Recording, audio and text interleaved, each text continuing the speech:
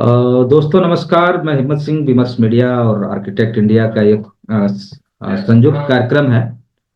और आज हम लोग बैठे हैं बहुत समय बाद इस कार्यक्रम को लेकर, विमर्श का डेली डोज। हमारे साथ वरिष्ठ पत्रकार और नित्यानंद जी हैं, हमारे साथ हैं। आज हमारी जो बातचीत का जो मौजू है या विषय है, वो है संभल में जिस तरह से उत्पात हुआ या बवाल किया गया या मचाया गया, 5 नौजवानों की हत्या हुई।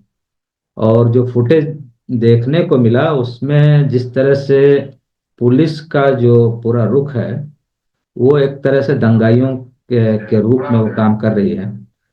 तो संभल के बहाने अब कई जगहों पे ये कहा जा रहा है कि हर मस्जिद के नीचे कोई न कोई एक मंदिर हो है। और सर्वे कराया जाए, क्या क्या हुआ। 1991 में एक फैसला आया था कि आ,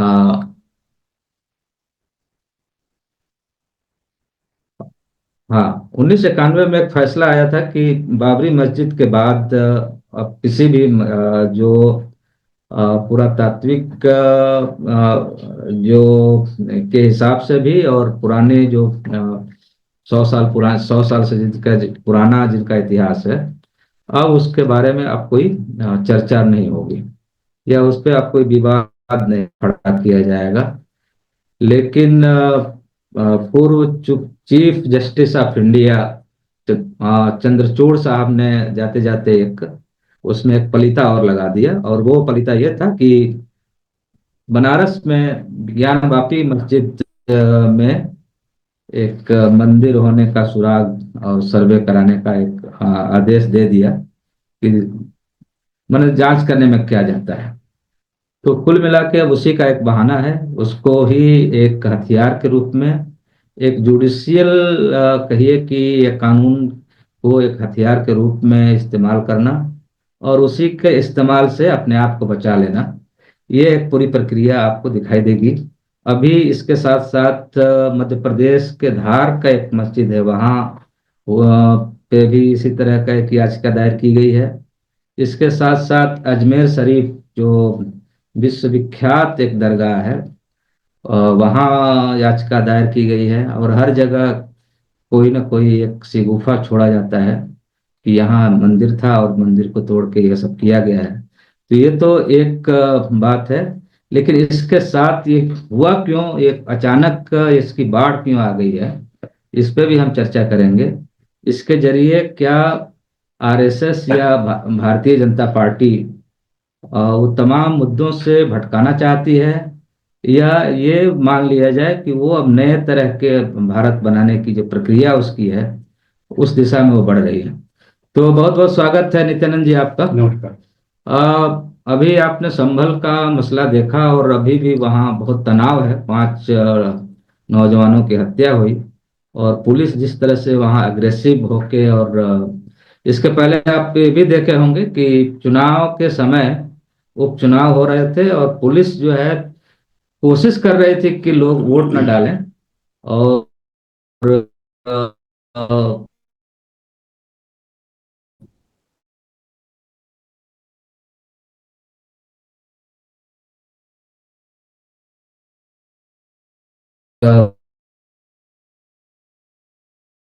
हो चुका है, या पुलिस के जरिए अब अ, समाज के जो ताने बाने हैं उसको तोड़ने की कोशिश हो रही है। हाँ, धन्यवाद। विश्व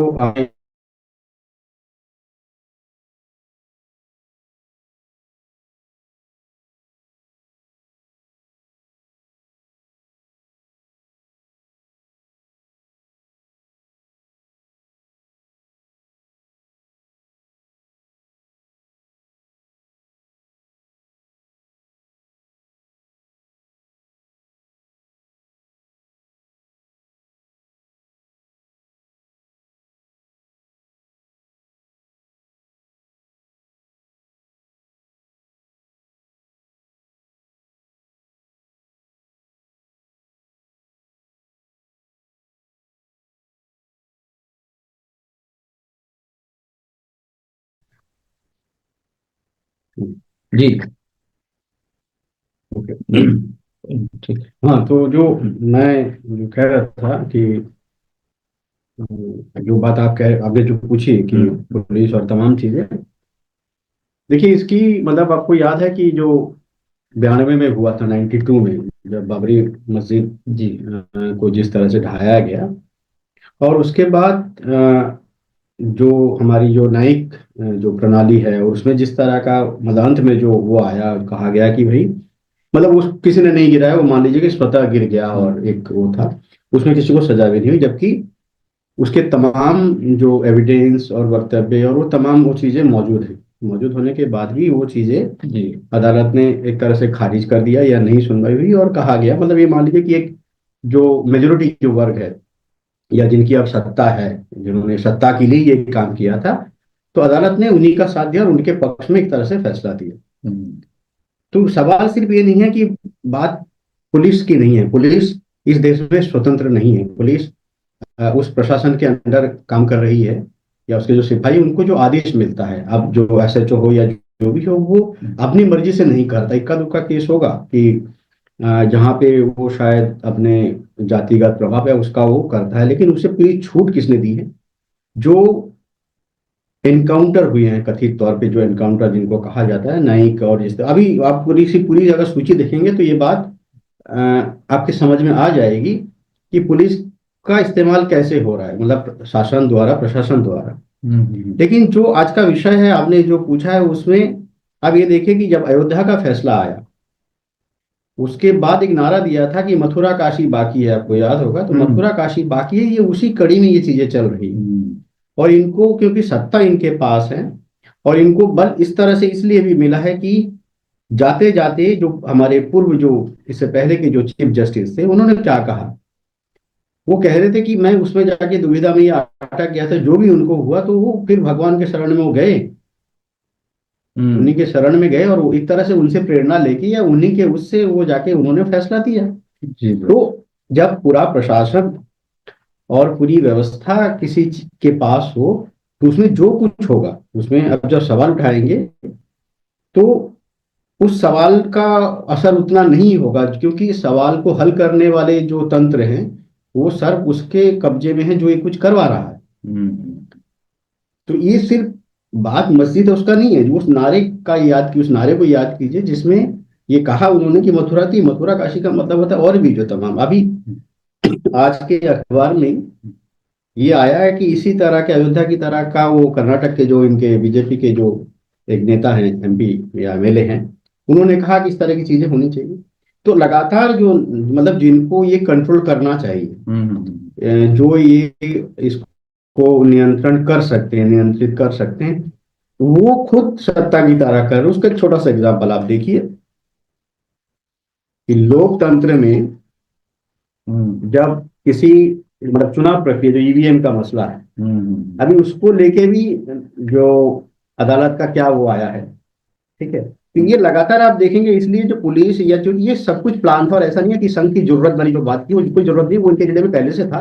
अब पूरी सत्ता उनके पास है।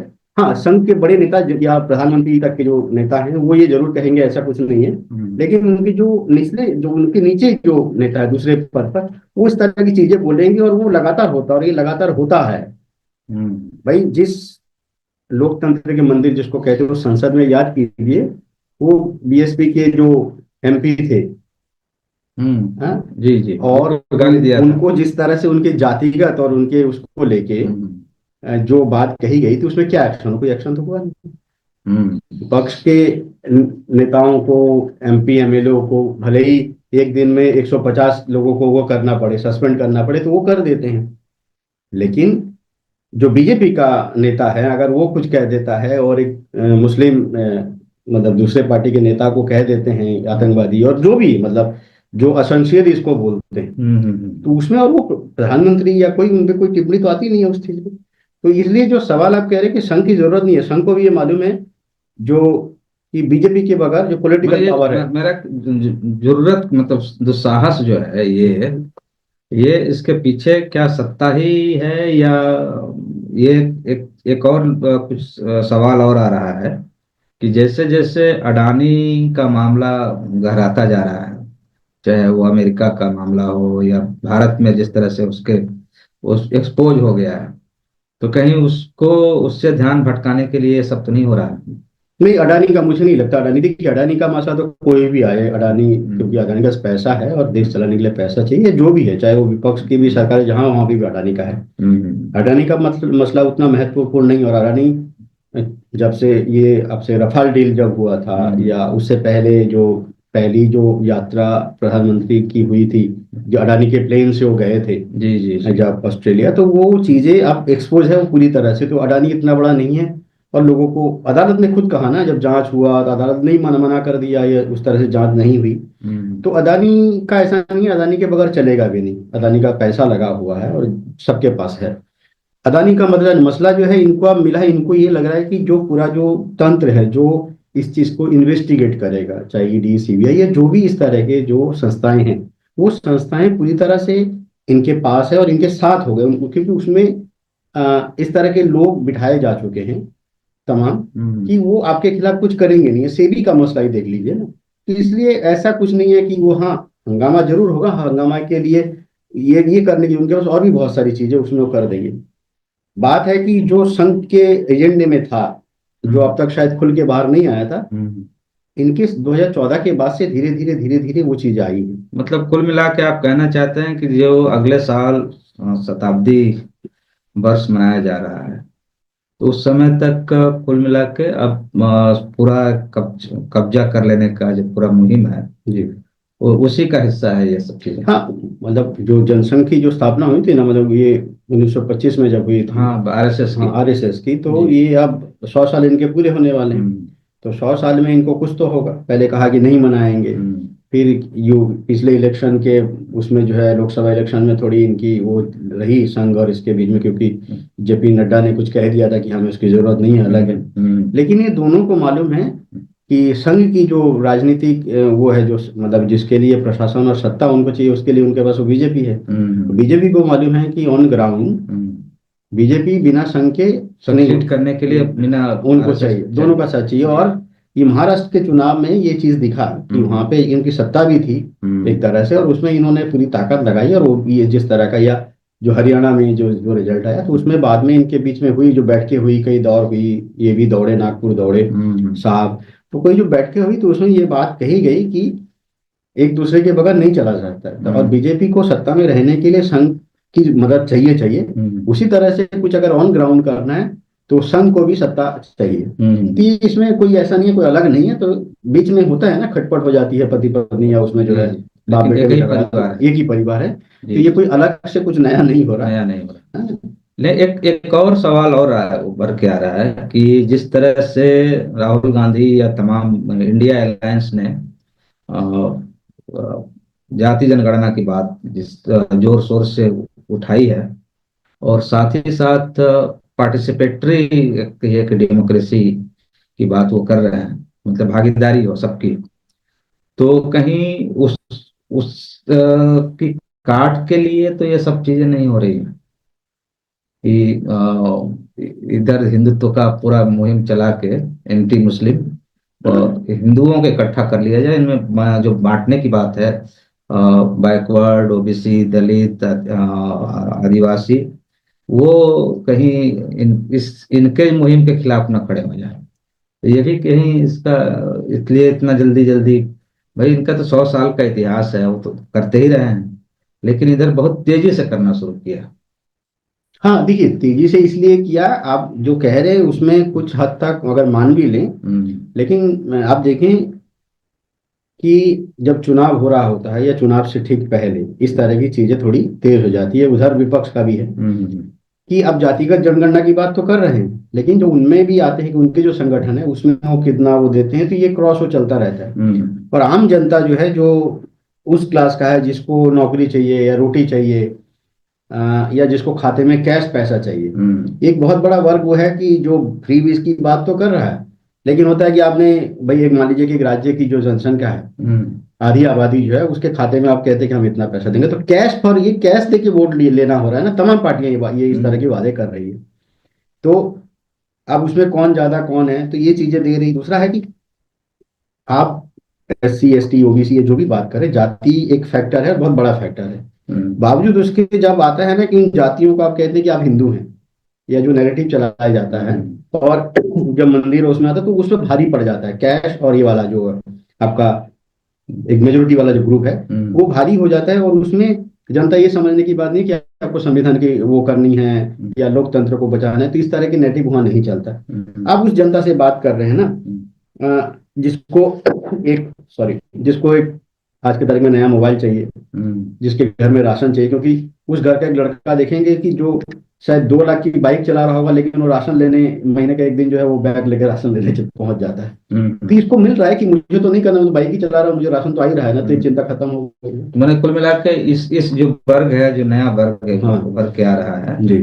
ये कहीं उनको, या कहिए कि जो बेरोजगार है लेकिन धर्म के नाम पे, उनको इसमें शामिल करने की बिल्कुल, और वो उसमें नहीं जा रहा आपकी जातिगत उसको, क्योंकि वो आप उस तरह की चीजें नहीं है, वो जातिगत लेके चल रहा, आरक्षण और तमाम चीजों की बात है, वो उतना प्रभावी उसको नहीं है।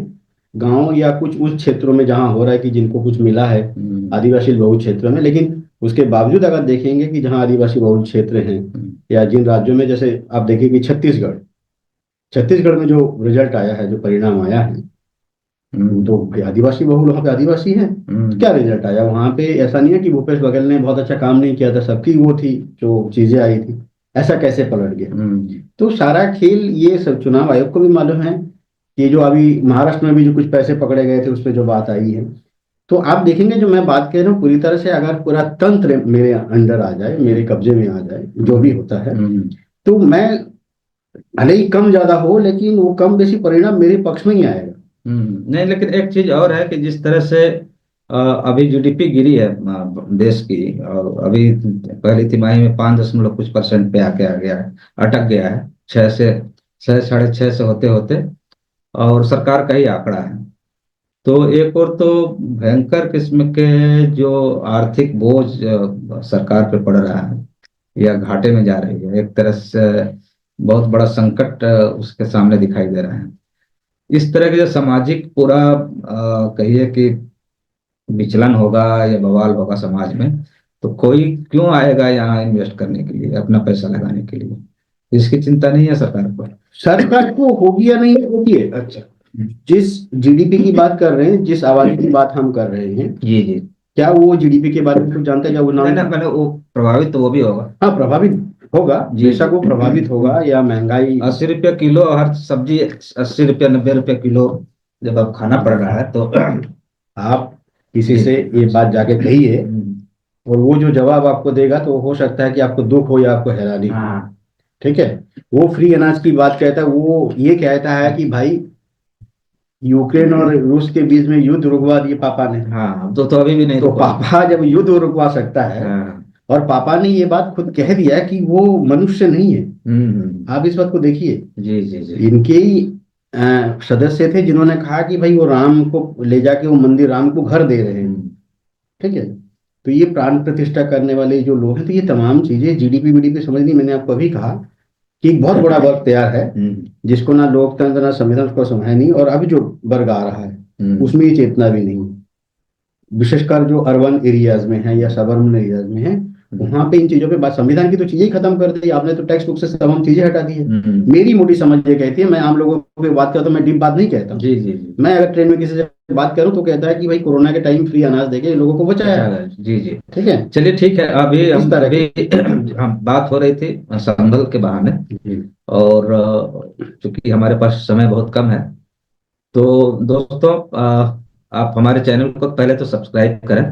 दूसरा कि इस बारे में आपकी क्या राय है, हमें जरूर बताएं, कमेंट्स में जरूर हमें बताएं, और आपको लगे कि हाँ ये शेयर करने वाली बात है, तो आप जरूर शेयर करें। इसके साथ साथ अगले चरण में हम संभल के बहाने और भी बात चीजें लेके आएंगे। और मैं एक आपको टोकते एक बात कहना, तो संभल, क्योंकि संभल का था, उसमें कह दूं, आप एक नदीम खान करके हैं, उनका एक वीडियो आया था, ये देख लीजिए, जो वीडियो सामने आए हैं संभल के बारे में, जो मैंने शुरू में आपको कहा कि जुडिशरी उसमें जिस तरह का जो निचली अदालत था, मतलब सुप्रीम कोर्ट ने बहुत बाद में इसमें वो बात कही, जिस तरह से उनको सर्वे करने का दिया गया पुलिस ने जो चीजें छुपाई उनको नहीं दिया गया, और जिस तरह से सर्वे कंडक्ट किया गया, ये सारा बवाल कैसे हुआ।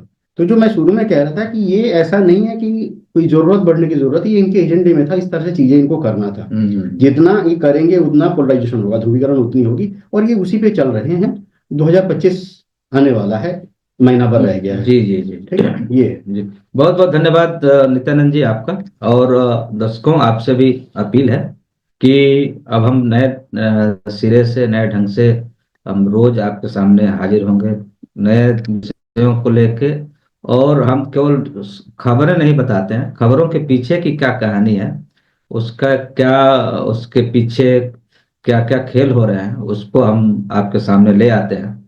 और आपको देखने के लिए बहुत बहुत शुक्रिया।